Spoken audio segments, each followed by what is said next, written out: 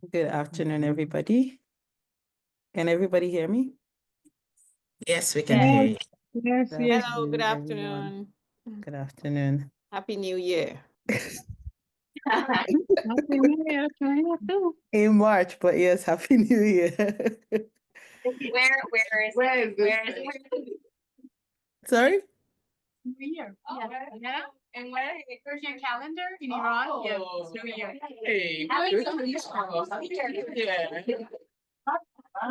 I would like us to be there. January, we need 2 more months. Yeah. All right. Good afternoon, everybody. Good afternoon again. Thank you so much for being here today. Welcome. Welcome to the Harriet Tubman Institute.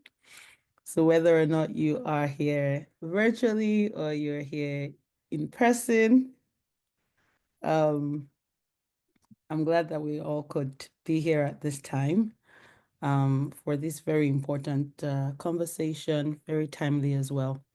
So for everyone who made it down to York University, thank you. Welcome.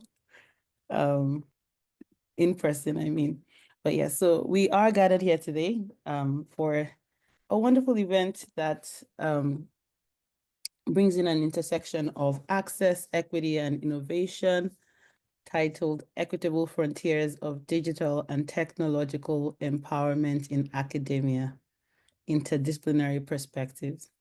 So this session is part of the No Boundaries Initiative, which is a project rooted in the urgent need to make digital research infrastructures more equitable, particularly for Black women in social sciences. But again, this is not limited to just Black women. We have some non-Black people on the line.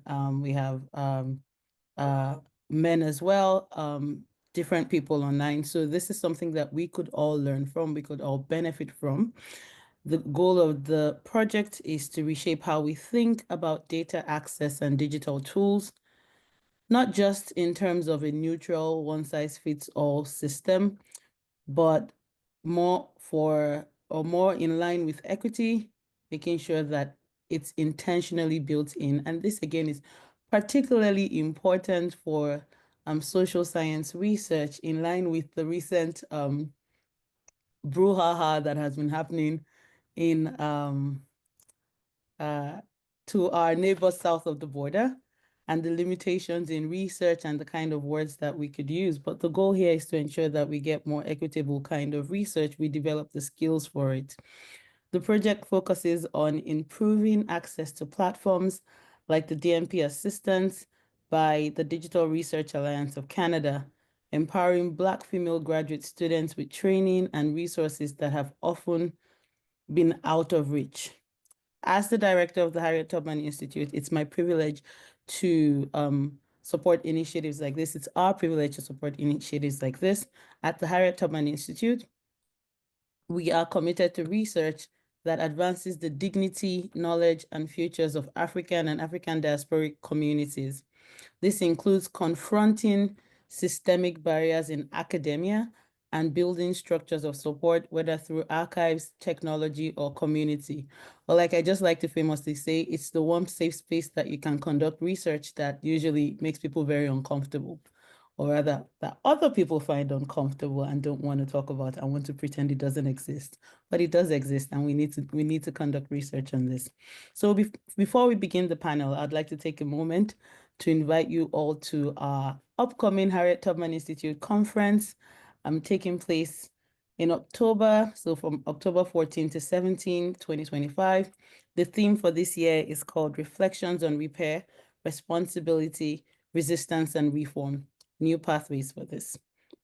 It's a space where scholars, artists, and activists will engage in interdisciplinary dialogue around justice, memory, and futures of repair, particularly as they relate to Black communities around the globe. I encourage you to join us, whether as a presenter or as a participant.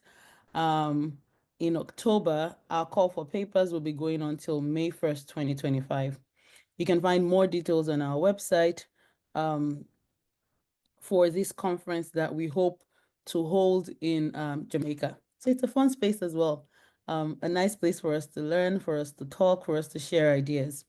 All right, so now moving back to our panel, we're honored to have with us 4 outstanding speakers whose work spans from law to sociology to public health and digital culture. I would briefly introduce all of them before we start. The first person here, in order of, in just random order, the first person I'm going to be introducing is Professor Annie Bunting. She is a professor in law and society at York University, and she's also the York Research Chair in International Gender Justice and Peace Building. Her work explores forced marriage, social justice, human rights, gender, and feminist international law, and she has been a long-time advocate for social legal justice through scholarship and collaborative research projects. So join me in welcoming Professor Bunting. And then the second panelist today is Professor Sylvia Bawa. She is an associate professor of sociology at York University, whose research focuses on the mobilization power of human rights, gender, development, and globalization, especially in post-colonial and African contexts. Her work asks deep questions about autonomy, futurism, and the meanings of justice. So join me in welcoming my favorite Ghanaian sister. Our third panelist is Dr. Jennifer Pybus. She is the Canada Research Chair in Data, Democracy, and AI. She's an internationally recognized scholar on datafication and algorithmic culture.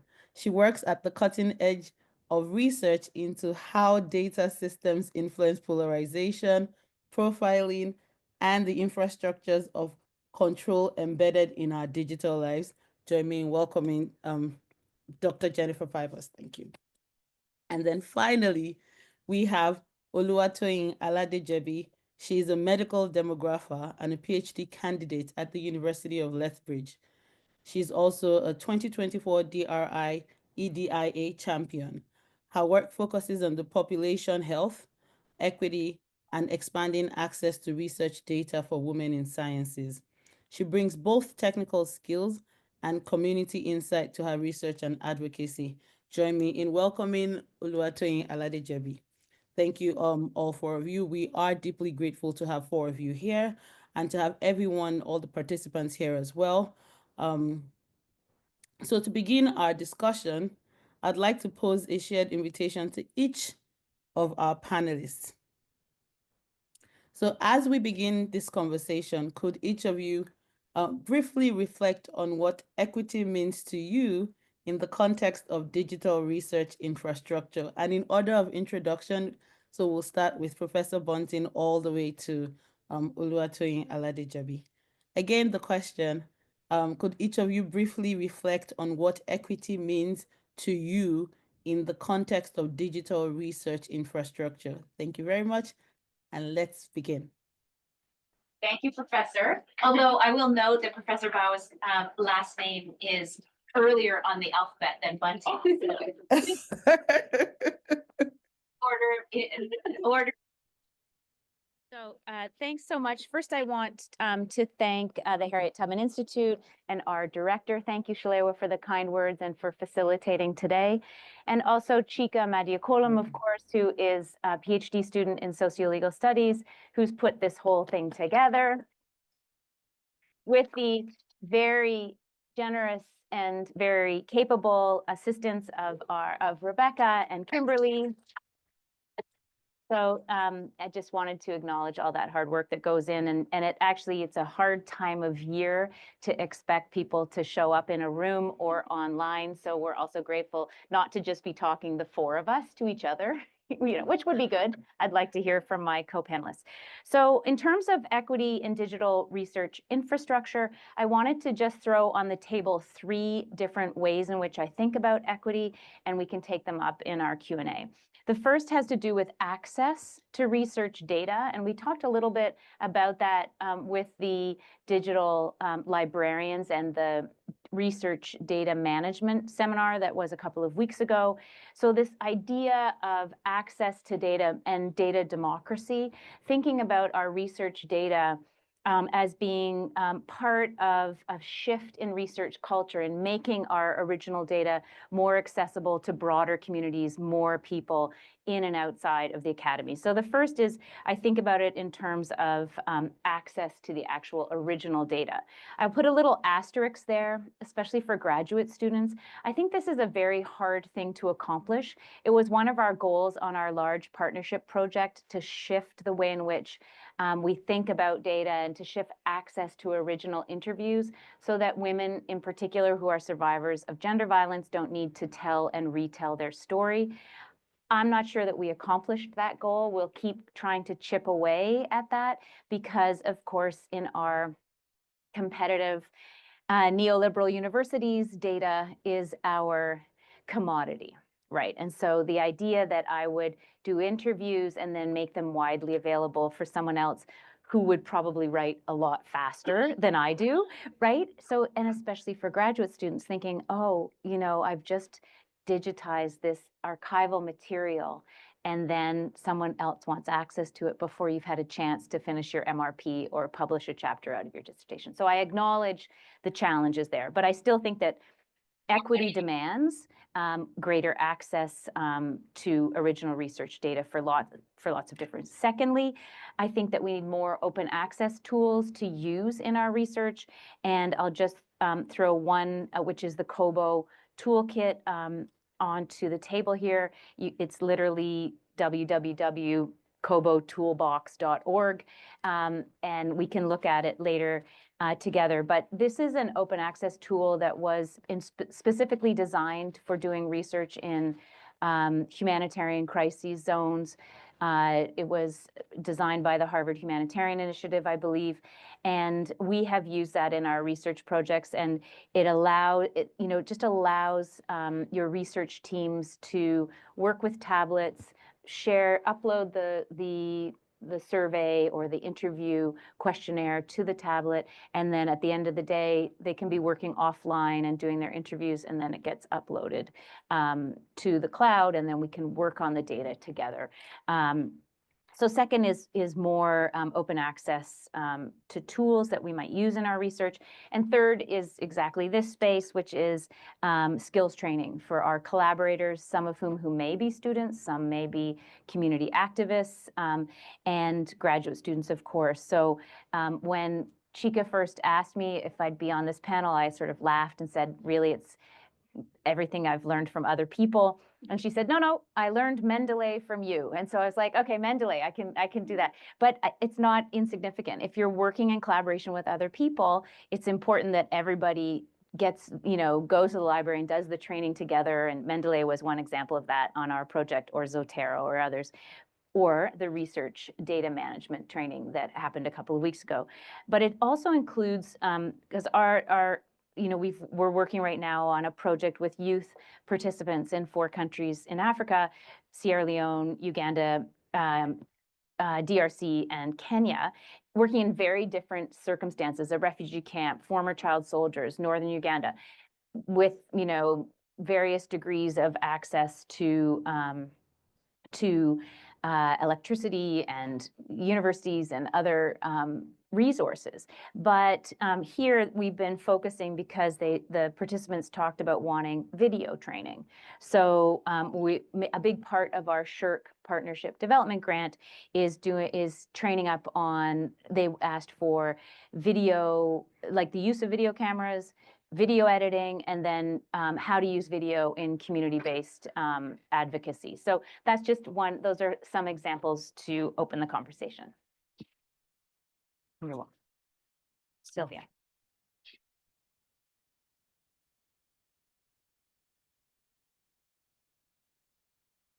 Thank you very much, Annie, for starting us off and talking about some of the very important things around access and what access means, especially in this era.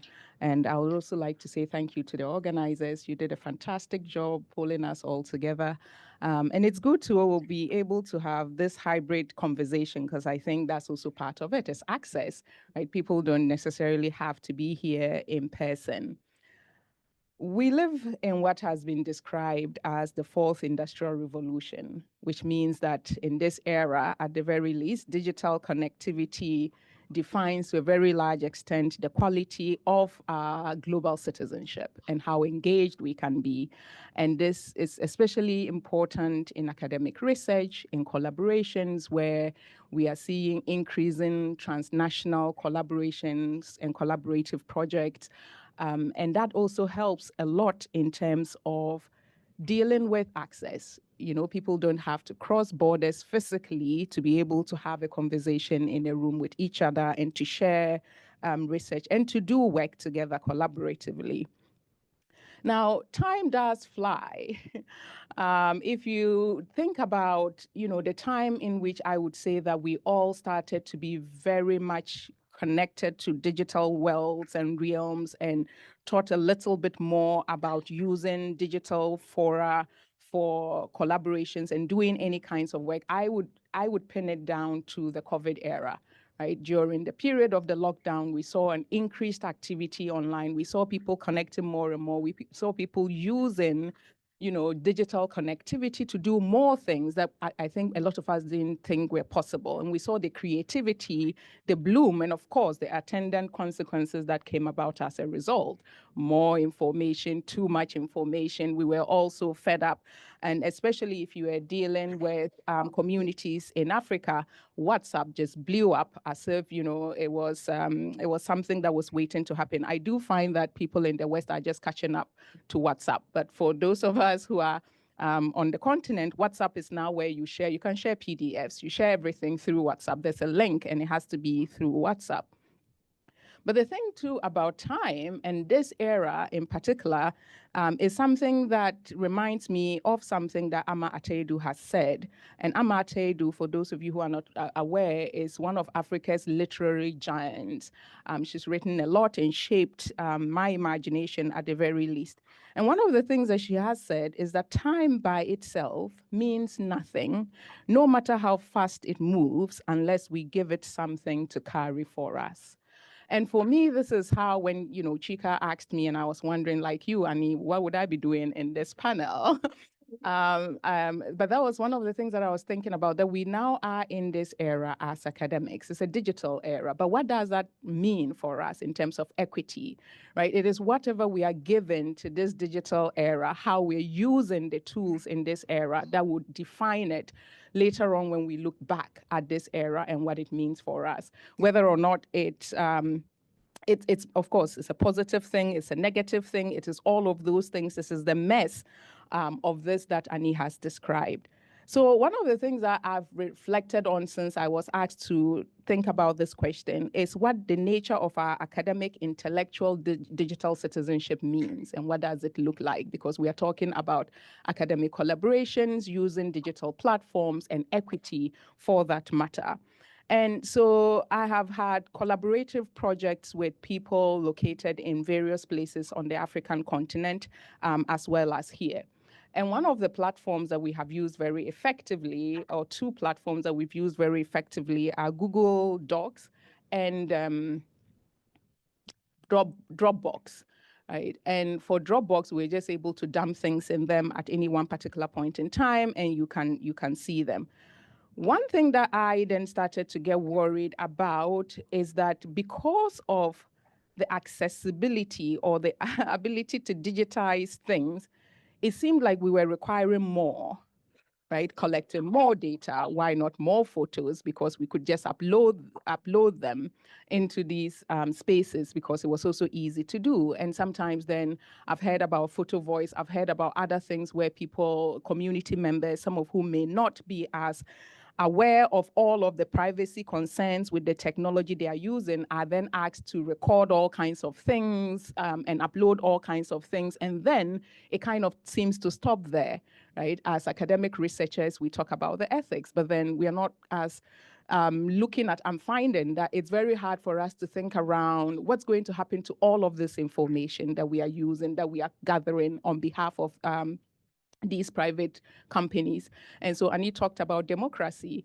We can talk about that. We can have our own ideals, especially within the research groups. I find that usually when we are planning these things, we are very conscious about ensuring that our participants or our collaborators, especially in the Global South, are not unfairly treated. But on our own, altogether, we are powerless in terms of what happens to the back end of that data that we have no access to or know what is happening in terms of how even that data itself could be mobilized and then weaponized against the very populations that we are doing research with. Nevertheless, it is also one of those things that is inevitable. It is inevitable in terms of the fact that it's one of the contradictions that we have to inhabit. We have to use the data. We have to use the technology that is available to us. And even more so now, just as we are catching on to these new little technologies, we now have AI, which is just rapidly transforming not just the ways in which people are going to create knowledge, but also access it, but now also has deeper implications about equity just beyond access, but equity in terms of representation. How are our populations represented in these kinds of spaces? I'm glad that there are people here who are going to be talking about, I'm supposing, algorithms. We've heard about the algorithmic biases and all of that, and whether or not, the data that we are feeding these systems aren't just going to, be used to further harm. So you asked me a question, and of course, I'm, thinking about all of these other things that make me worry about, whenever I get invited to train on newer ways of data management, the first thing that comes to mind is, but why isn't Dropbox working just fine? I mean, obviously, other things work better than Dropbox, but we are, improving the technology. And sometimes the problem then, and I've found out this, is that Dropbox, at some point, you had to pay money. I think it was free before, or if it wasn't, I just assumed it was free, because when I was using it, it shut me out and said I had to pay money. And I don't even think York University, which grants us. Mine got auto renewed, and I was like, what? Completely right. Yes. Paying. So then, we didn't have access to a lot of these things. And then we had to go and we had to have conversations with our collaborators to say, by the way, your Dropbox itself may be.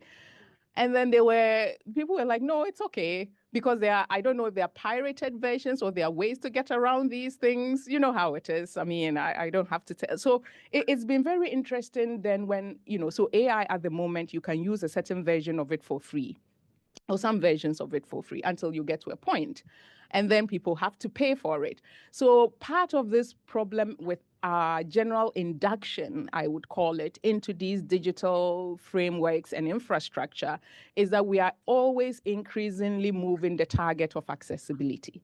Right? Because we all move in because it's initially accessible to everyone. And then when it becomes less and less accessible, that power dynamic that this was helping to solve in the first place then becomes even more magnified, because the people who would have access to this would be, the people whose research grants can pay for this, or who are in universities that can pay for this. So I'm going to just end by also asking some questions around whether access means control, or is it just more sharing?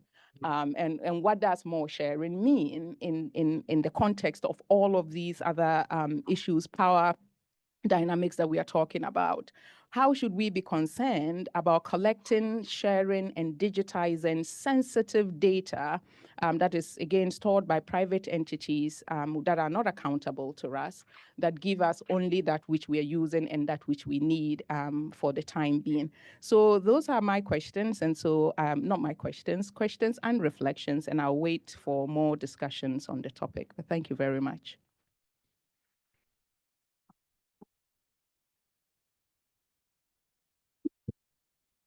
I think it's actually a perfect place for me to start because when I was thinking about this question, this is exactly the place that I went to. The research that I've been doing quite a lot recently sort of started with questions around, why do people feel this kind of digital resignation? It's like, well, there's nothing I can do. I'm just going to agree because there's no other choice, and all of this data is going to be taken for me? And I think that these questions of equity get situated here, at least from the perspective of my research, especially around thinking about these kind of larger political economic dynamics and absolutely questions of power that have also been mentioned by the other two panelists.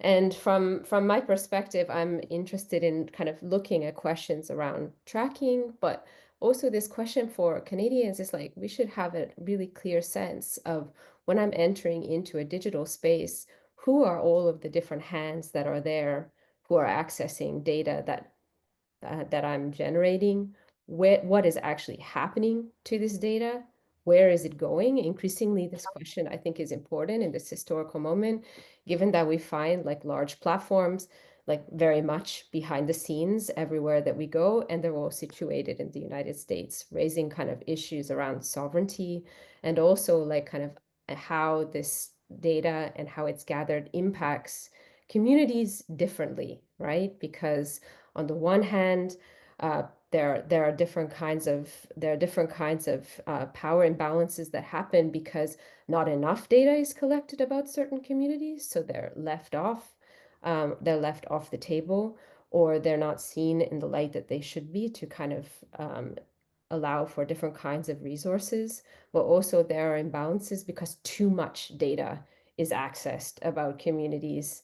And then we end up with different kinds of like algorithmic biases and challenges that we see in policing, that we see in terms of a lot of research that people like Virginia Eubanks has done on the poor. We see those imbalances like scholars like Ruha Benjamin has done as well.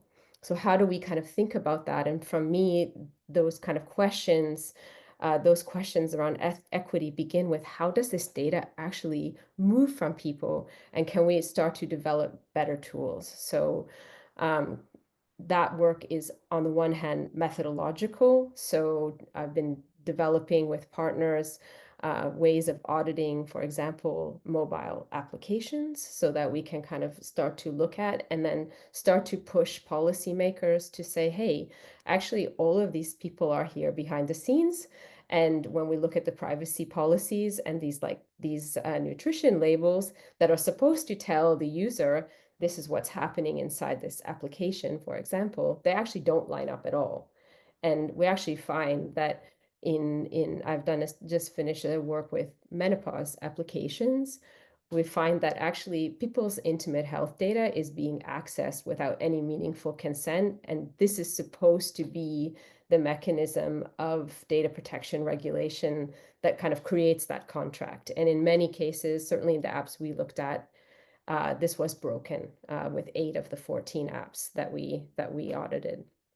So how do we kind of think about this kind of questions around equity and move this in this kind of larger policy dimension so that people actually feel like there's some kind of agency as opposed to just resignation? And then the other part of that is, as researchers, how do we kind of, when we're working with communities, how do we like open up like more participatory spaces wherein we're not just kind of going in and kind of extracting, but actually kind of giving and receiving at the same time. So this is why questions around data literacy are also really important. On the one hand, yes, we need policymakers to help make these spaces more equitable for us, but we also need to create different kinds of tools to kind of build up and help to kind of understand what all of this is, because it's really complicated and challenging for a lot of people to kind of work with. So one of my partners that I'm working with, Marvin Rakopane, we're kind of working towards creating privacy clinics wherein people can come in with their individual concerns, and actually we can kind of like troubleshoot and work with communities and their specific needs in this way. So how do we kind of bring community in so that their concerns can actually be taken more seriously, creating space to kind of bring that up to policymaker and hopefully working together.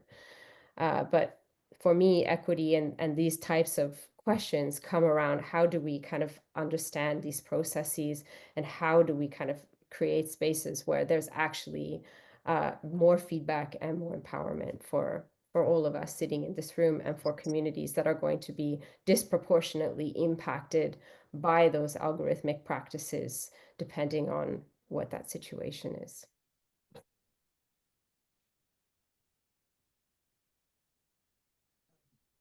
Okay. Okay, can I come in here? Hello, can you hear me? Yeah. Okay. I want to say it's a great opportunity to be a Miss Grace Scholars as a student myself. And I just want to say that for me, equity in digital research infrastructure for me means we've talked about actually access to data, access to tools that researchers can use in doing their research. But for me, equity in digital research infrastructure has to do with ensuring that all researchers, regardless of background, regardless of gender, is given the opportunity to have equal access to tools and resources that they need to conduct research. And for me, it also means where there's a reduction in structural gender barriers, reduction in institutional power dynamics, and then resource allocation is made equal, even to people or researchers that want to have access to data and tools. Thank you so much.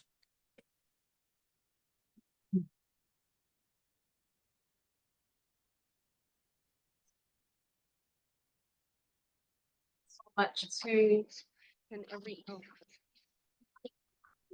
I just wanted to say thank you very much to each and every one of the speakers for so brilliantly responding to that question.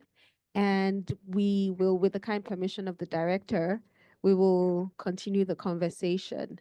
The format in which we're going is we'll continue with some questions to carry on the conversations, and then we will open the floor to more questions from the room and from those who are joining us online.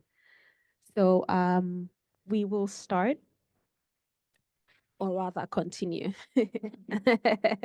We will continue with Annie.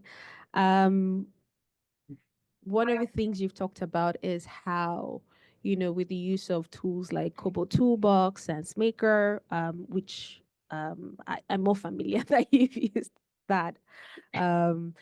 You've talked about, some of the questions you've had to grapple with, especially because you focus on community-based research. And I'm interested in thinking, because even Professor Bawa raised this, what are some, and also Professor Pybus, and what are some of the ways you think through ethics? So how do you see your engagement, and not just yours, but even the community you work with? How do you feel like the methods that you use put you in this position where you have to consider certain ethical questions? And I ask this because as early career scholars, as graduate students, sometimes it's easy for us to write our ethics proposals and say, yes, and say, oh, these are all the things we're going to do. And then we're using these tools. And then we don't get a lot of questions about, okay, in what ways are you using these tools? Why using these tools? So I'm just inviting you to tell us some of the ethical considerations you've had to put, in place for the type of work that you do. Yeah, it's really an important question.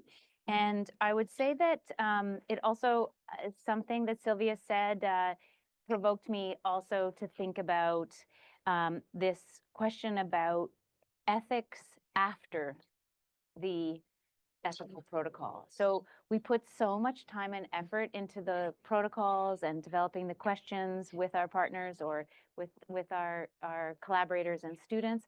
And the ethics review comes back and asks us a million questions, and we get frustrated, but we still reply, and we develop these elaborate, long, informed consent. And I think it goes to your point, Professor Pybus, that it's we all sort of look at our apps and click consent, but we don't necessarily read the consent. I think we're all guilty of that.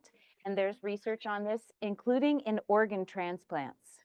There's a sociolegal scholar who did this research that even on an organ transplant consent form, people may just quickly sign because they need the organ.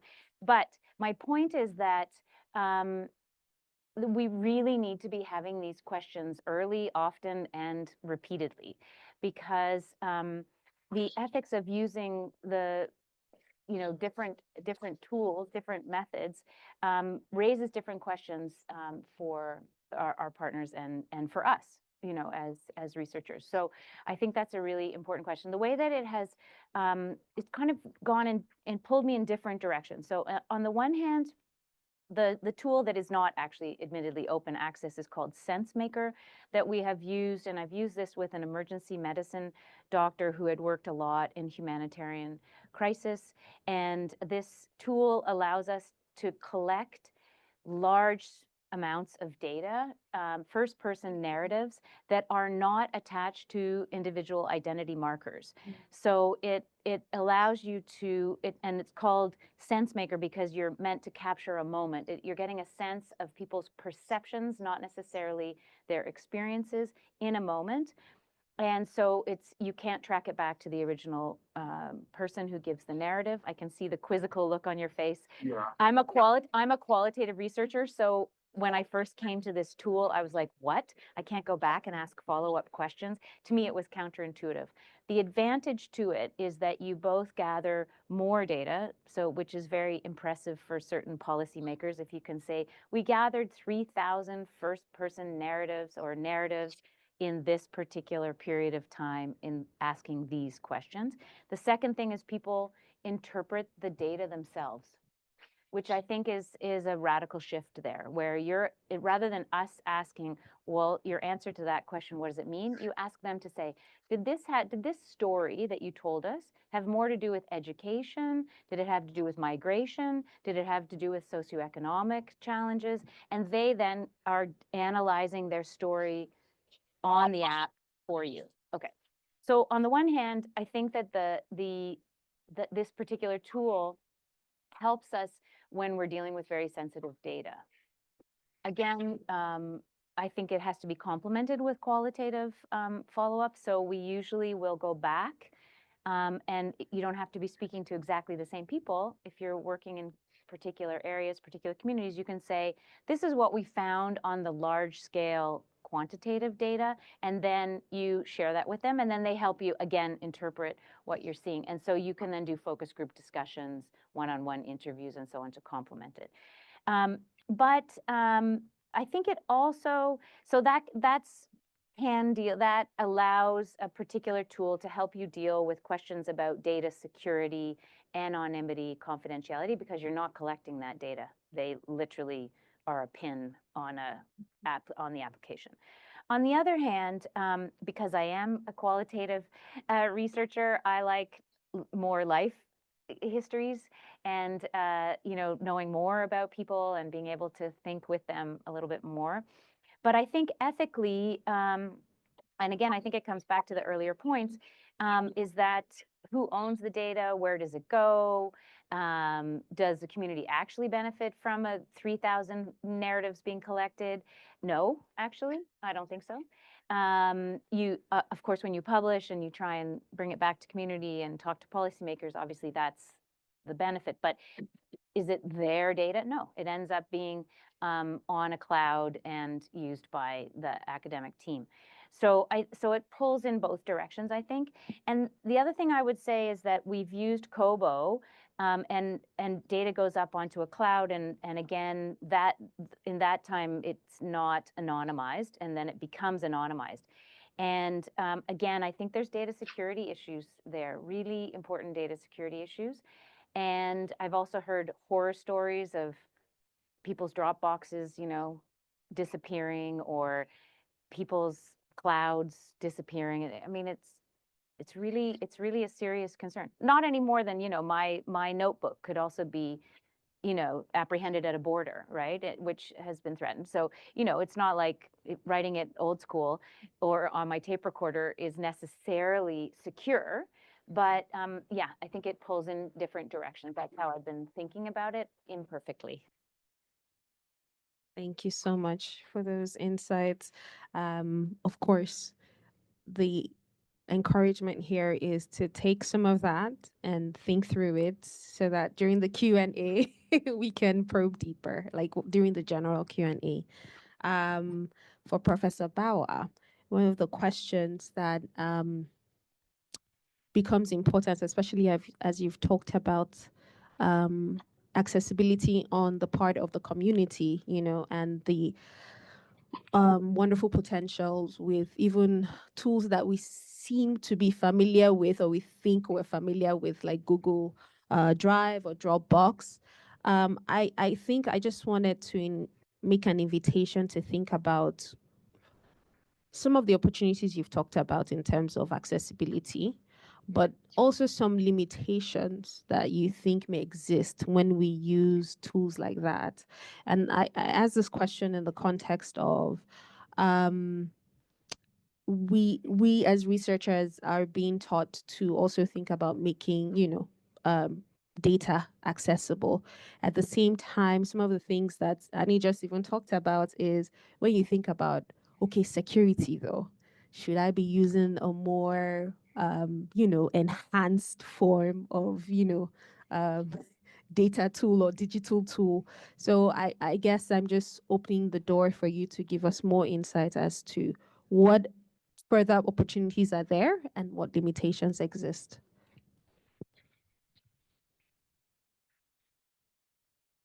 Thank you very much. And yes, opportunities and limitations, especially limitations. I think in terms of the opportunities, what is good is that we now have access to lots of databases. One doesn't have to conduct one's own research to be able to gather data that is pertaining to a particular issue. And I think that that's a good thing, because from my experience, a lot of communities are just fed up with being researched. And it's got to the point, you know, there's this research fatigue that happens. You get to your community and they're just like some other people again, or they'll say, people like you were here how many ever years ago, they've been coming and going. We actually had to do a paper about this, but nothing changes for them in that community. We just keep extracting data and extracting more and more data, sometimes data that is actually irrelevant when you think about it in the grand scheme of things, or data that we're using to talk to each other in the academic community as opposed to talking to these people. And so then more and more I'm asked, so what are you going to do with this data? Or what are you going to do with this information? Why do you need this information?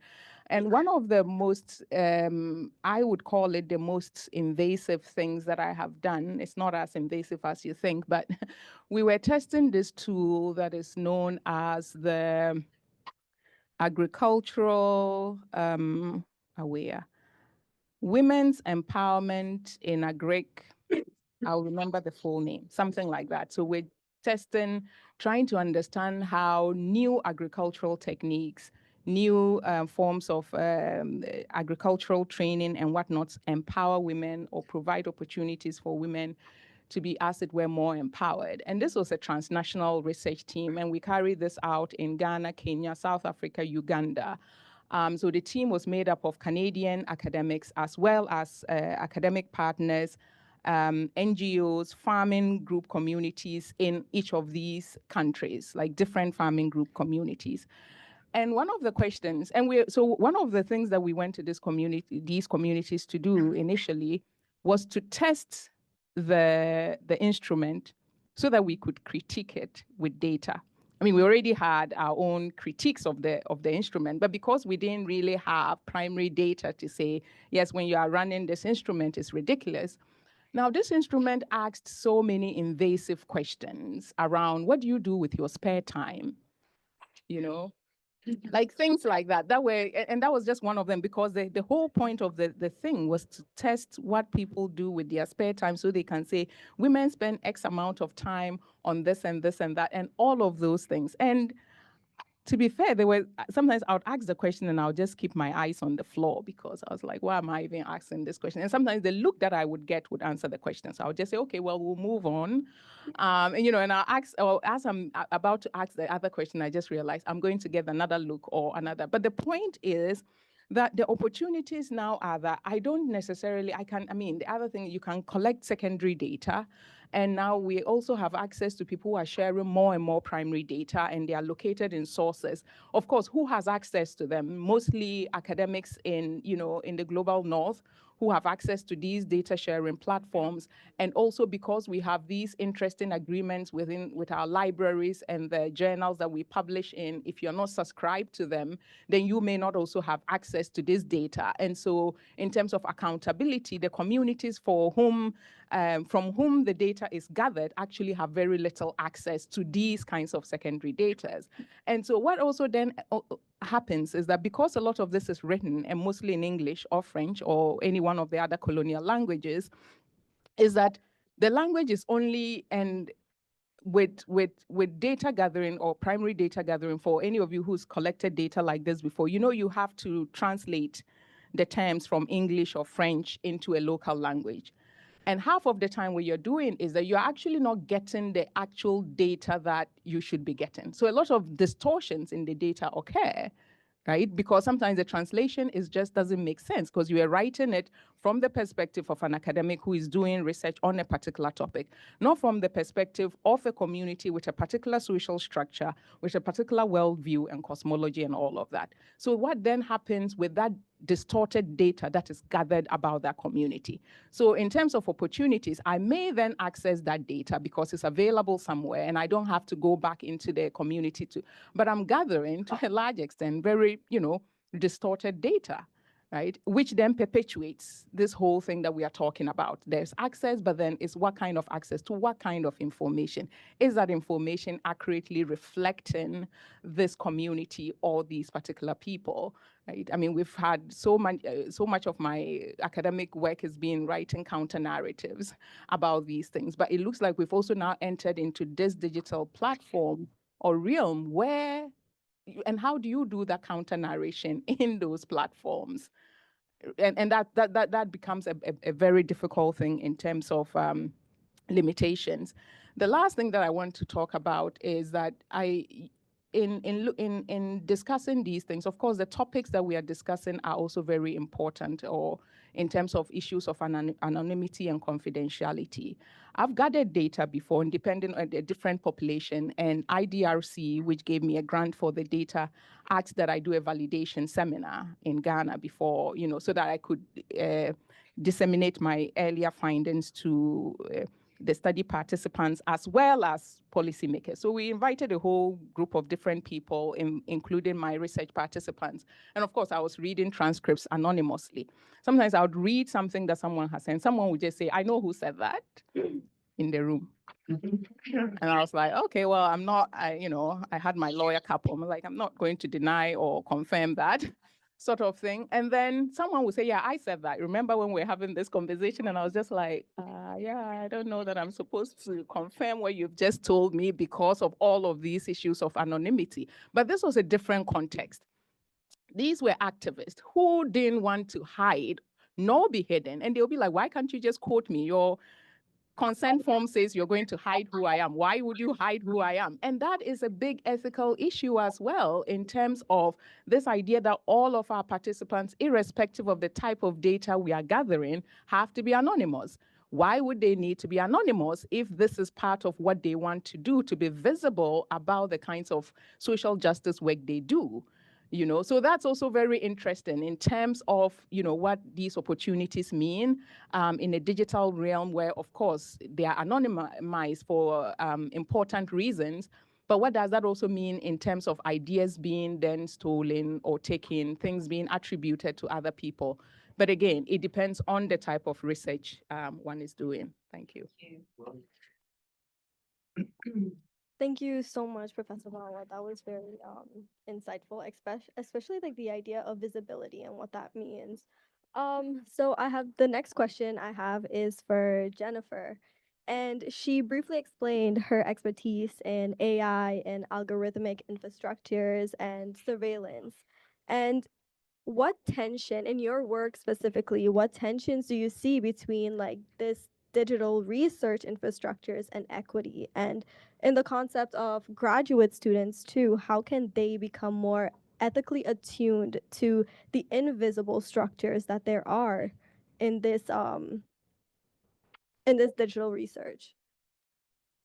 Yeah, it's a good question. I kind of have to chunk it into like different sections. So on the one hand, I think when we think in terms of like inequalities within data infrastructures, it's good to kind of think about what do infrastructures of datafication actually do. And with my research partners, this is the kind of subject of a special issue that is going to come out in April in New Media and Society. And for us, we want to kind of think about three main things. One is an infrastructure of datafication. And this really, when we think about an infrastructure from a kind of digital perspective, we can think in terms of hardware. So who are the actors that are actually just laying out in the ocean lines like that allow the internet to flow like here so that we can all be in this hybrid space, to different kinds of software, which, like AI, or like Amazon Canada, like the provider for all of the infrastructure for the government. We can think about, Google Health that is increasingly providing the infrastructure to house data for a number of different countries, or Palantir that's now hosting all of the health data in the United Kingdom. So we have kind of software like cloud software and also kind of hardware software. And so when we think about this datafication, what is happening? So one of the key things that these infrastructures do is they kind of create possibilities for data to be non-rivalrous. So, or they kind of allow kind of to shunt data because it is non-rivalrous. And what I mean by that is that it can be reproduced and used as many times as we want without actually changing it, right? So if we, from my research perspective, I'm interested in tracking on phones. So your one app is there, and they need access from data on your phone, but there's also up to 18 different third parties that are also inside that app, and they also want the same access to the information on your phone. So everybody wants your contacts, everyone wants your location, everybody wants your pictures, and this is all the same on your phone, and then it's just kind of getting shunted out to all of these different actors, and they're doing different things. They have different interests. They have different reasons for wanting this data.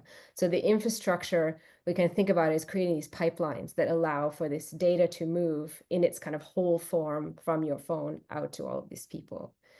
The other thing that infrastructures of datafication do is they're creating dependencies that we have to take really seriously. Because if you're a developer, for example, you can't make an app without using these infrastructures that in developer speak are called software development kits. But if you're the government, you can't house your data without accessing and using platforms like the largest amount of money that Microsoft makes every year is from its contract with the US government to provide all of their cloud services and software. So we increasingly see this with government. We see this in farming. We have Amazon Farm. We see it with water. We see it with health. Increasingly, all of our kind of public infrastructure as it digitizes is becoming dependent on these infrastructures that are largely provided by platforms. And then the other like piece of the infrastructure of datafication are the ecosystems that they build, and how we become kind of embedded inside them, and that gives them kind of power to kind of dictate and move. And I think as we're kind of looking at the United States right now with the kind of new oligarchic power of platforms and the Elon Musk standing beside Trump, everyone's very nervous because where they were kind of sitting on the outside of the state, now they're kind of directly embedded and making decisions. So that ecosystem kind of moves. So for me, this is like one place to kind of think in terms of like those infrastructures and inequalities, like very important kind of power differentials that are happening like in real time right now. And how do we kind of open these up so we can kind of see some of these more clearly and act on them, and then create, you know, from the research side of things. So if we kind of come in and bring the kind of ethical like side of this in terms of working with communities, for me, it's really important that, you know, and this is why a lot of my work is participatory, because people feel really alienated from these processes. They feel overwhelmed. That you say AI and everyone's like, I should know what this means, but I have no idea what this means. You say data, like how, like, you know, to ask, like to work with a group and say, do you like, what is data? People are like, well, I don't know. It's just my phone number. It's just this, it's just that. And so we do workshops, you know, to kind of work with communities to kind of create a sense, like to kind of build empowerment around these ideas that we're supposed to all know what they mean. We're supposed to be somehow cognizant enough to know that when I press consent, that I'm like a full-grown adult and can take responsibility for what I've just done. But actually, most of us can't. If your app says it's going to share app activity, nobody knows what app activity means. But if you're using the period tracking app Flow, when you click log period, log heavy period, log miss period, that's app activity, and that's what's actually being shared. So how do we actually kind of democratize some of this really opaque language for people, you know, so that actually filters up on a policy level, but also is like really important. So it's like, how do we kind of understand what are the real concerns of the community that you're working with, so that that can actually be actioned. So it's kind of like policy from below approach, so that you're actually working for the community as opposed to just extracting from. So that's like, so when I think the ethical dimension is really important. And I know, like, certainly with my PhD students, I'm like, we have to take this actually extremely seriously. And this is foundational to actually just creating your dissertation, because if you can't think through your project in all of these different dimensions, then you're not ready to do your research. And so how do we kind of think about those power dynamics? Like if you're working, for example, like I'm working, you know, with women who are using these applications right now, we're like in the middle of kind of preparing some focus groups. We don't want to be like, so what do you think about privacy? Everyone's like, oh, I don't know what to think about privacy. So we kind of think about those kind of already feeling of disempowered within that space. And then we use a participatory method called scenario-based participatory method, where we create fictional scenarios that allow people to engage. So then they can talk about this third person as opposed to themselves. And that kind of creates a little bit more openness for people to discuss, where they don't feel like they personally are under attack and their bad habits, because honestly, we all have terrible habits. There's no one I'm pointing at in the room, even myself. So it's like, how do we, like, it's just good to kind of think about these issues, like, and kind of already those pre-existing power relations that people are already embedded in, so that when you're working with community, you can kind of meet them and not make them feel even more disempowered, depending on the issue that you're working with. So yeah.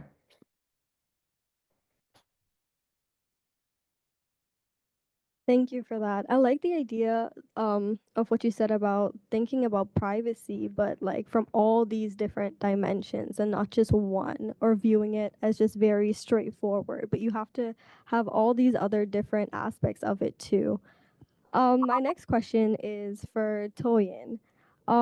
You're a doctoral student and a researcher, and how do you see these current DRI structures supporting, or could be better supported, the needs of graduate students from equity deserving groups? Okay, thank you so much for that question. Well, as a doctoral researcher, I think the current DRR structures that are in place are moving along the path that it should be.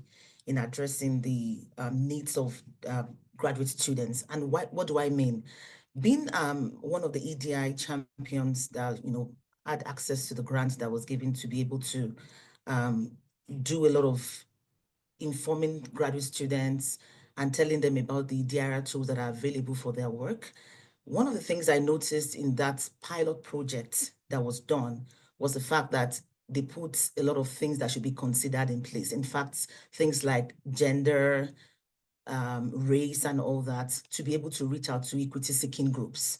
So I believe with what is on ground and other things that I think that could be looked at is intersectional dimensions, like ensuring that things like people who are disabled, people who have low social economic status, and people from diverse geographic origin are put into consideration when things like this are done, to be able to reach out to so many other people who are in need of tools and resources that could help them do their research work. And also, I believe that, for example, I spoke at the beginning when I was talking about what equity means to me in terms of digital research infrastructure. I mentioned things like resource allocation, being equal to everybody. So I believe when these things are put in mind in terms of, supporting graduate students from different backgrounds, from different socioeconomic status, and ensuring that these resources are made available to everyone, it will help, meet the needs of graduate students. And of course, one of the things that helped us during the time we did our project was being empowered to be able to reach out to students who were given grants that enabled, for example, I focused on women. I was able to organize workshops, trainings, that would make them aware of DIR tools that they can use for their work. So for example, my project, focused on closing the gap and increasing data access for women who are graduate students. And so one of the things I focused on, for example, the DIR major focus, there are three. One of them is the ARC, which is Advanced Research Computing, and we have the Research Data Management and the Research Systems. But my own project focused mainly on the ARC and the RDM, which is the Research Data Management, in enabling researchers to have access and use data. And the ARC, which is the Advanced Research Computing, was to empower students and researchers to be able to analyze a large volume of data, which you might not be able to use your usual data computer to do.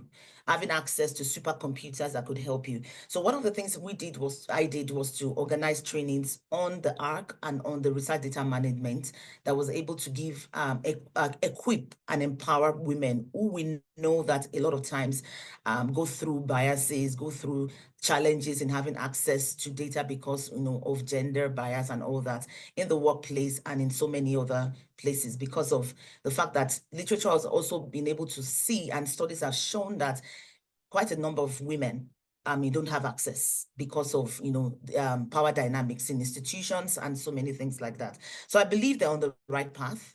In doing that, things are being done and put together, and that was why that pilot project that came was very, very timely. So much to Thank you so much, Toyin, and to all the speakers. I do know that we have come close to time, but we want to make sure that we have more than, ample opportunity for people to ask their questions to each and every one of the speakers and basically continue the dialogue, right? So at this point, we have several more questions that we would love to get through, but we are going to take a pause now and invite the floor, both online and in person, to start the conversations that are already in your head from everything we've talked about and heard so far. So I already see a hand up. That's great, Steph.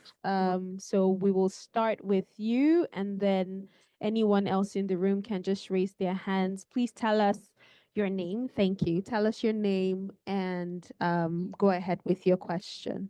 Thanks. Hi, my name is Steph, and my pronouns are they and them. Thank you so much to everyone who organized this and all the speakers. It's been super helpful and incredibly empowering. So I'm thinking about ethics, digital democracy, and data management on issues of privacy. And I'm wondering about the role of the ethics boards here, especially at York University. So for example, I'm a PhD student in gender, feminist, and women's studies, and my research is oral history based on experiences of work and labor by trans people in Canada. During my ethics application, I noticed there was already a lack of any information regarding my research being audio recording rather than video recording. So I'm interested in sound studies and audio technologies. I found this concerning, and I offer the option of participants to obscure their voice through audio technology to protect their identity. So this is something that I personally do. Suffice it to say, I think a lot of the data management, democracy, and privacy in the process of doing these ethics reviews are sometimes not, they're not even up to date with the actual technology that's out there. And I just wonder how that impacts the ethical standards of the way that we're gathering data vis-a-vis our most up-to-date technology tools that we're using. So my personal response to this, like the way that I'm reacting is that I am not using clouds and I'm using like physical external hardware, like a terabyte. That's something tangible. That's something that I can see. But the reason why I find this most concerning, especially is now with social science, qualitative research tools, the evolution of them has been rather slow up until this point where now if AI can assist us with the process. And I just wonder about what the future holds because this software does not have really honest or even accurate privacy guidelines in their terms of use. Thank you so much.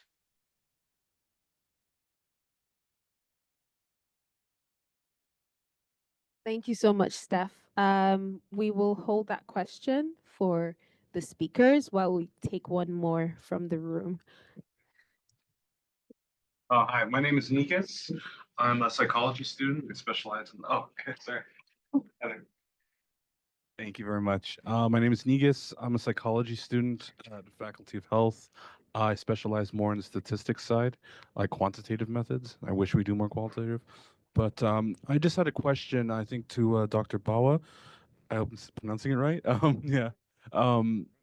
It was about, you spoke about the access to databases and how it's usually kind of confined to professors or people of associated class and that kind of stuff. And I wanted to know, because I was always thinking of like, how can we democratize access to databases, but still kind of, how do I say this? I don't want to say the word, I don't want to use the word regulate, but combating misappropriate uses of data. I mean, psychology, for example, has had long histories of using data or studies to produce deficit forms of identities. And I wanted to know, how do we prevent that? Or at least if everyone has access to data, everyone can just create their own databases. How do we kind of like, keep it somewhat, I guess, like, I don't know what the words I want to say, equitable. But anyway, thank you. I think we can take one more from us. There are also a couple in the chat. Oh, okay. All right. So, okay, after casting, we'll let the speakers respond. And then we'll take some more questions online. All right, my name is Kelston, and I must say thanks for such a beautiful presentation to the speakers. And my question is, since we are seeing the movement of the private sector with the government sector creating this third way politics, I do wonder what steps we should take, especially as activists, in terms of managing access or backup access, because we mean that something that might be available today, tomorrow it might just disappear. So I'm thinking, every time, do we have a backup plan if this system is shut down from us, if the government removes access or the private sector? Elon Musk now says, okay, you know what, let's just lock down Twitter.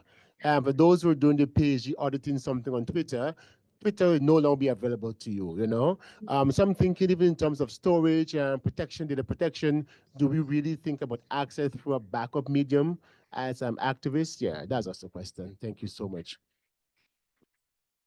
What's next question? Anybody? Pybus.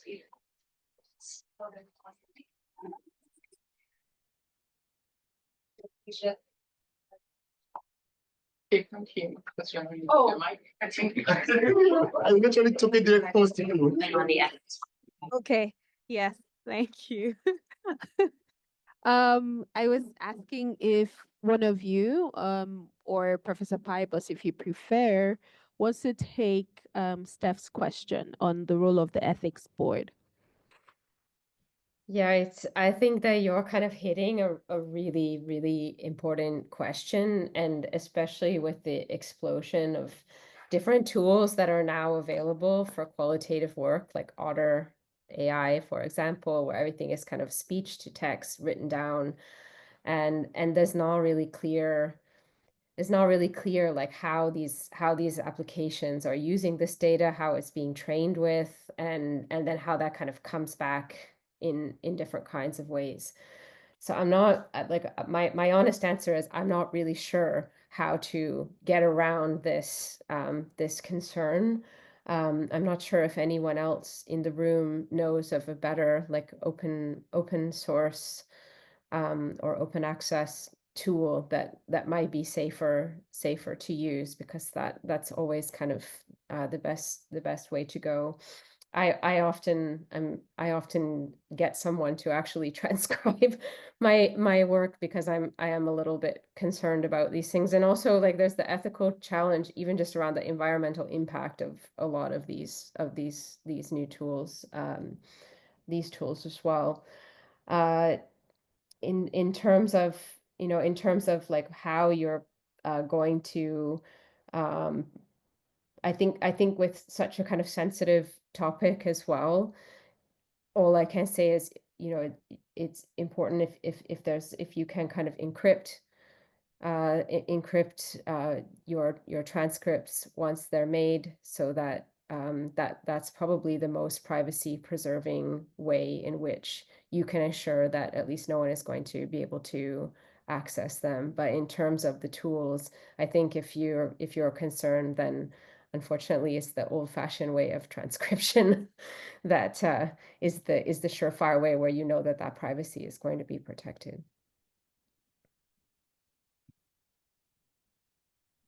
And I'll just say to that question as well very quickly that there's the institutional ethics clearance, and then there's actual ethics, right? That you, and I think a lot of it depends, ends up falling back on the researcher, because even when you clear ethics and you say you're going to do all these things, they really don't follow up.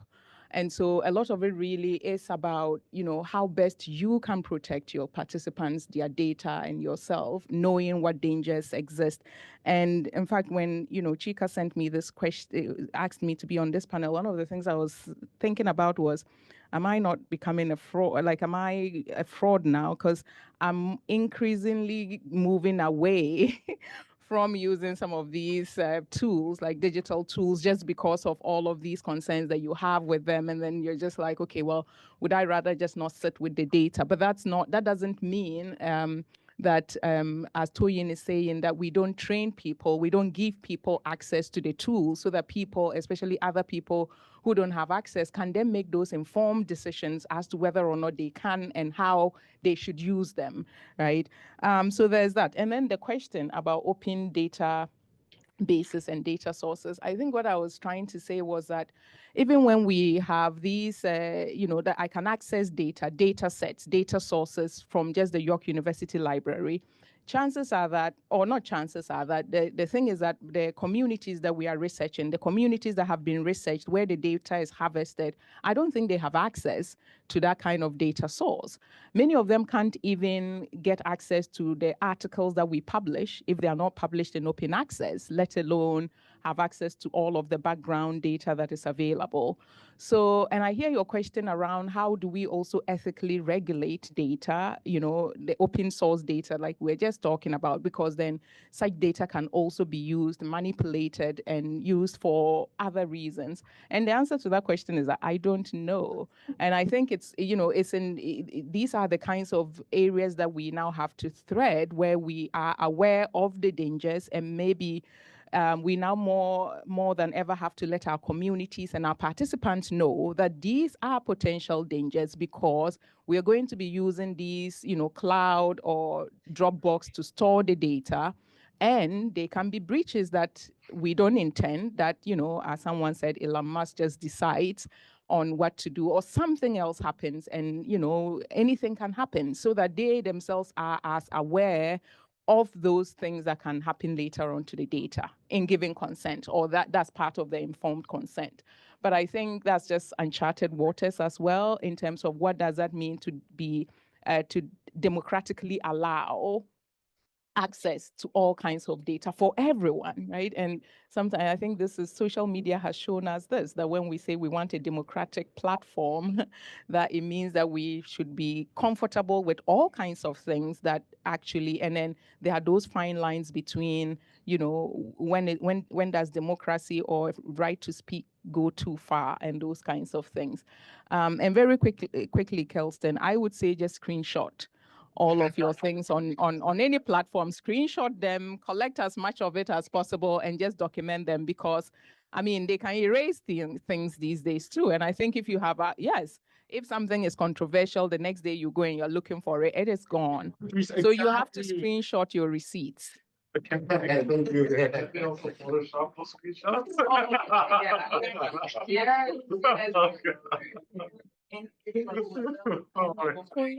don't know if you want to respond to any. Yes, we have some online. Oh, go ahead, Toyin. I see your hand up.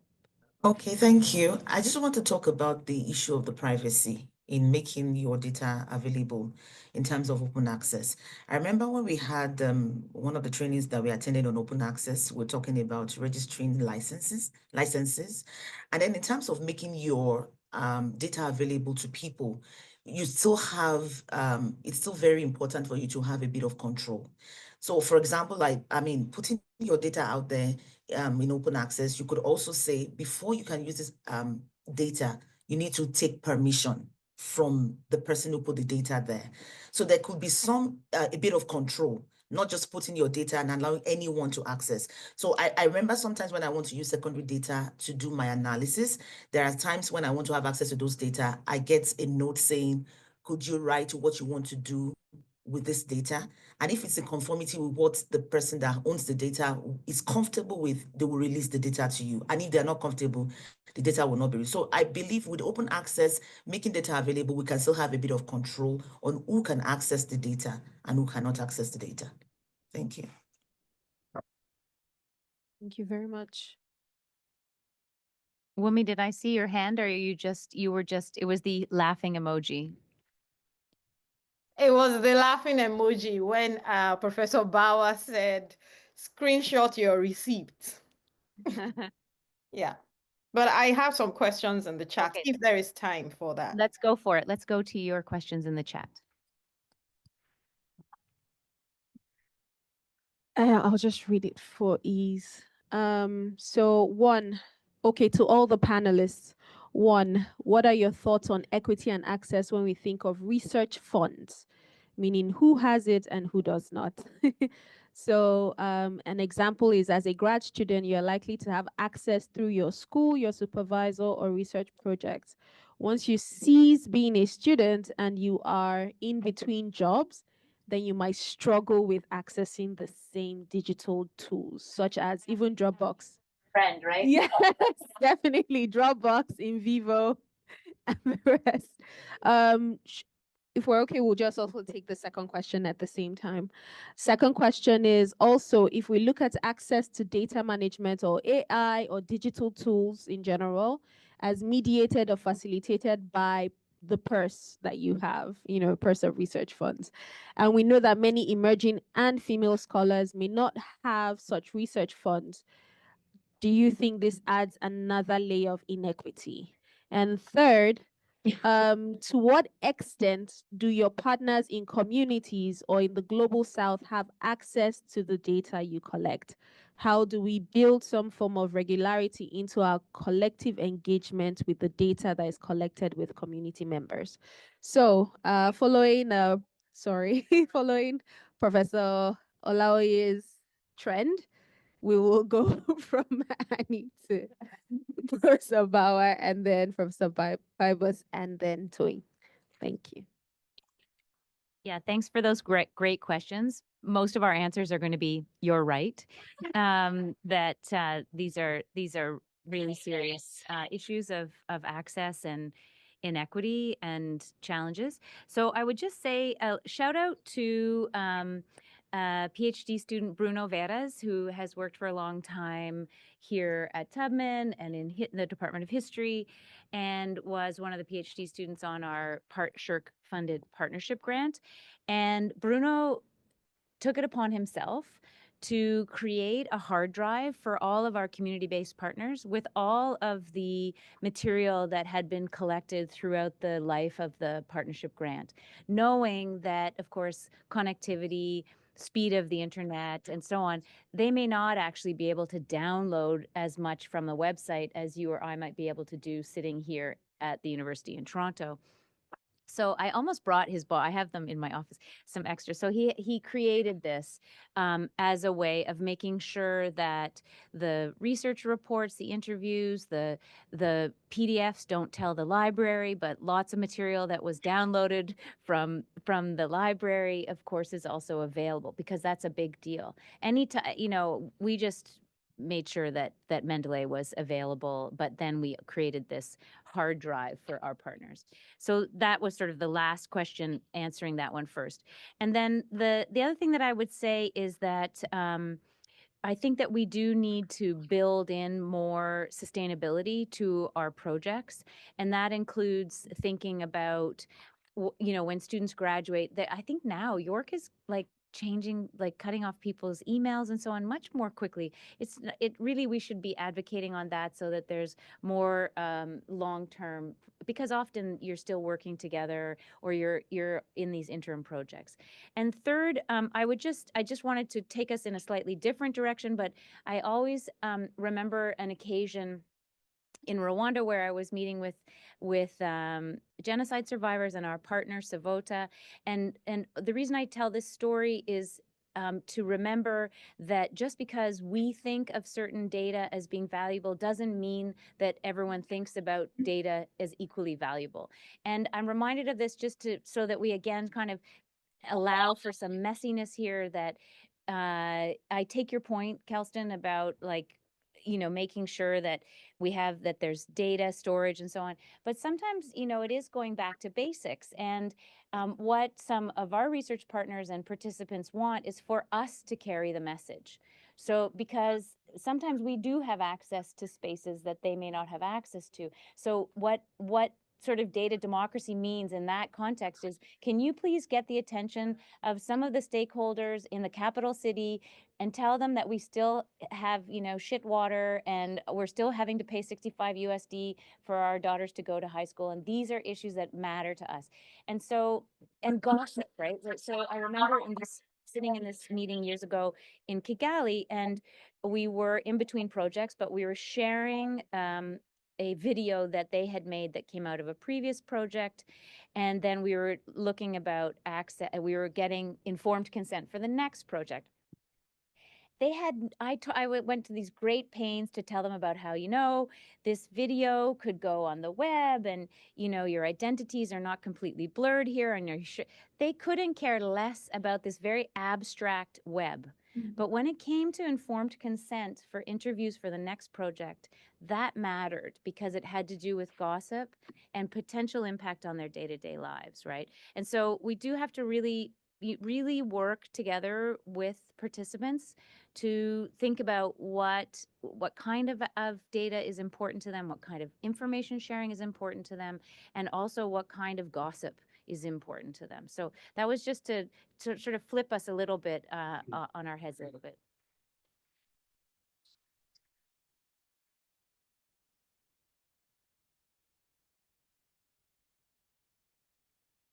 Thank you. And I agree, Wumi, that all of your questions, I mean, I think you're spot on in terms of the issues that you have raised. Who also has access to what kind of funding, like you've indicated, and it is usually, quote unquote, the sexier projects that get funded, which means that, you know, sometimes you have to be strategic in terms of how you write the grant. You have to write it in a way that gets it funded. You know, carrying it out is a whole other thing.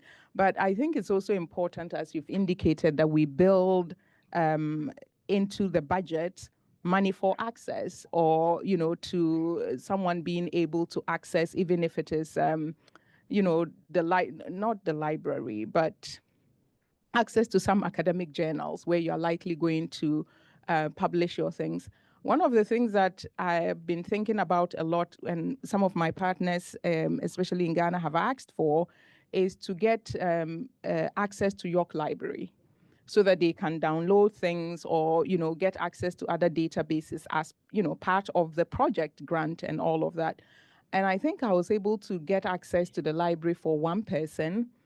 It was relatively easy, if I recall, but this was just post-pandemic. So, you know, everyone was being nice and knowing that the world was ending. But now we are back to like, the world isn't ending yet. Let's like, yeah, so we're not even giving you donuts. So yeah, I wish I had asked for more things at that time if I knew that this goodwill was not going to continue for as long as it has. But I'm also finding it very disheartening that universities will cut off access to their graduate students after they graduate. I can understand that for undergrads, not that that's a fair thing either, but just because of the numbers. But for graduate students, to cut off access, it's a bit much, and I don't know how much more. Now, the other thing is that I think that this falls also on researchers and academics, that we have to push back a lot more. We have to really try to publish in the open access journals.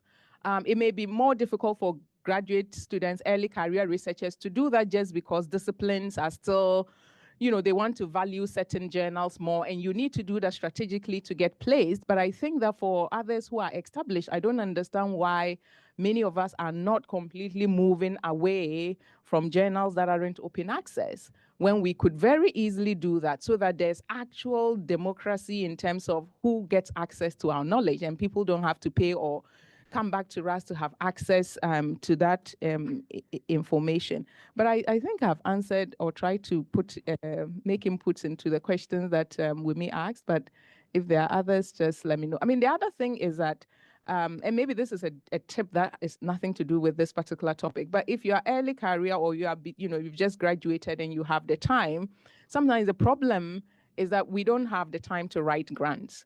I feel like my life is just about signing papers, reading dissertations or papers, signing more papers, doing admin, teaching my course, doing admin, and all of that. So sometimes it may not be a bad idea to get in touch with someone and say, can we write a grant that I want to do some research on? And you write the whole grant.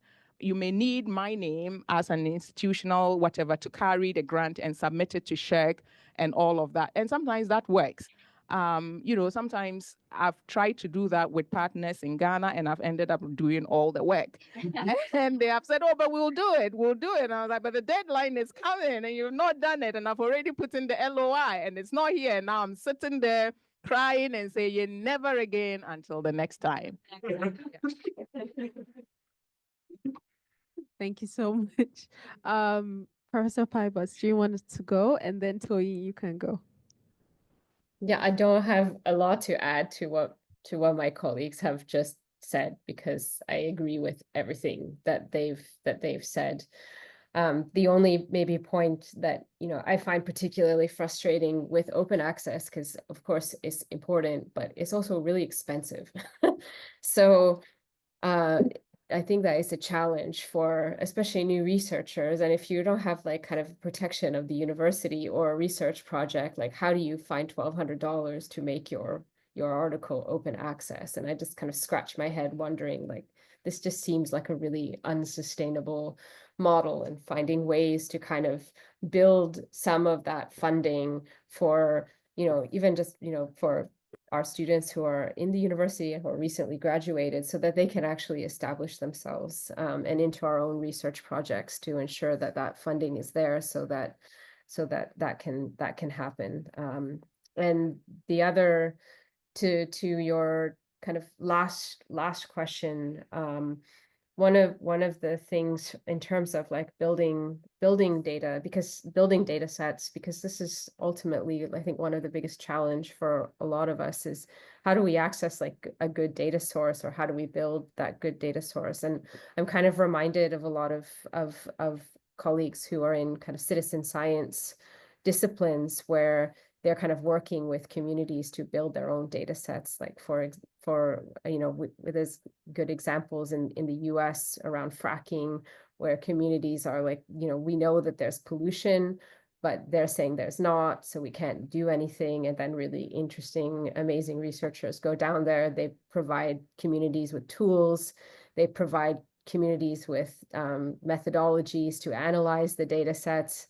And then there's examples where they then put together reports that everyone in the community has helped to build, and those go and actually do have impact in those scenarios. So it's also good to kind of think about ways in which you can kind of distribute that kind of data gathering process with communities who are affected, and kind of provide them with resources and training so that they can also become researchers in those moments. So there's, really great, exciting things that people in citizen science have done. Okay, yeah, I might not have so much to say, but I want to add, I think I like a lot what Dr. Bawa said about the emerging researchers getting in touch with those who have experience in grant writing so that they can write something that would, be seen as very good. I also want to say that what we're doing today is very important because we have identified the fact that there are unequal access to data among among equity-seeking groups, rather, sorry. And so we find that that's one of the things that we can do in terms of, I was speaking about the project I did, and I remember what I did also before the training was to give out survey questionnaires about what women graduate researchers know about DIR tools, digital access, and all that. And then after we finished the training, I also put out the post-survey questionnaire for them to fill. And so some of these findings that we have, there's a way we can also put it out there to inform institutional and national strategies in ensuring that, when it comes to female scholars, I'm addressing the question too about not having access to research funds, and then, seeing recommendations like there could be mandatory diversity quotas, for example, for equity-seeking groups. And sometimes, ensuring that these things are done on based on merits. So I think by the time we approach those, from what Dr. Bawa said, and looking at it from the fact that if there are quotas for those who are less privileged to have access to such things, it will also help in closing this gap. And I also want to say, for the question that talks about having access after you are done with being a student, since I'm a graduate student at the moment, I know, for example, University of Lethbridge have accessibility to things, when you are an alumni.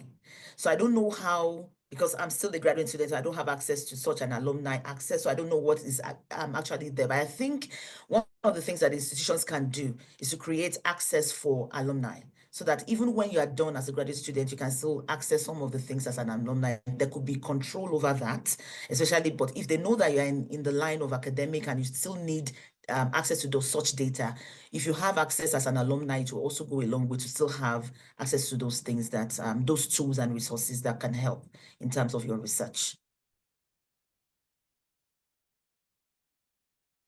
Thank you very much to both of you. I don't think do we have any other questions online?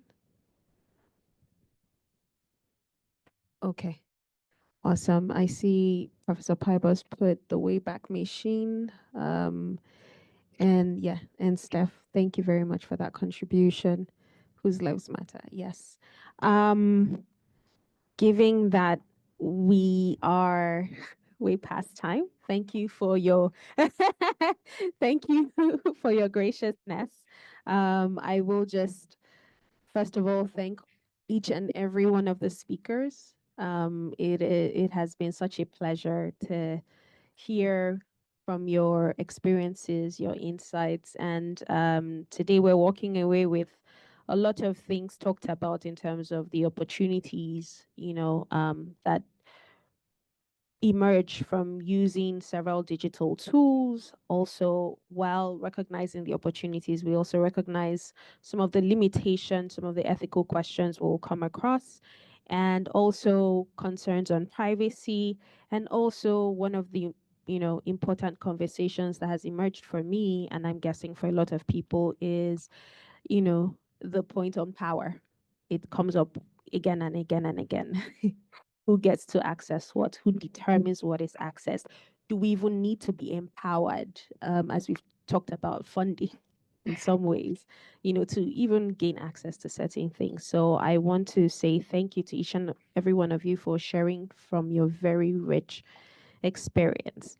And I thank you to all the participants, both online and present here in the room, because without you, again, we would not be here. So thank you for indeed participating.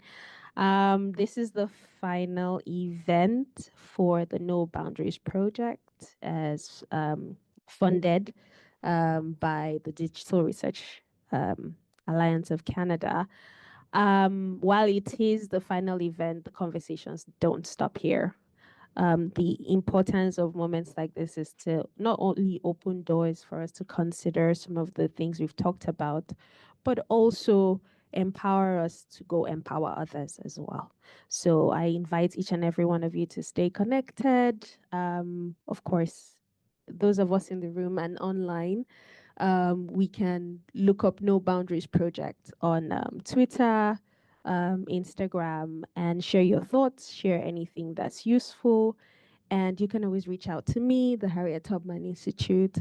So having said all of that, we bid adieu to wonderful participants online. Thank you for joining us. And for those in the room, thank you so much. As is normal with our African culture, we cannot end by saying goodbye without filling our tummies after filling our brains. So please, you are cordially invited to have some lunch right in the kitchen way. Thank you so much. Thank you. Thank you. Bye.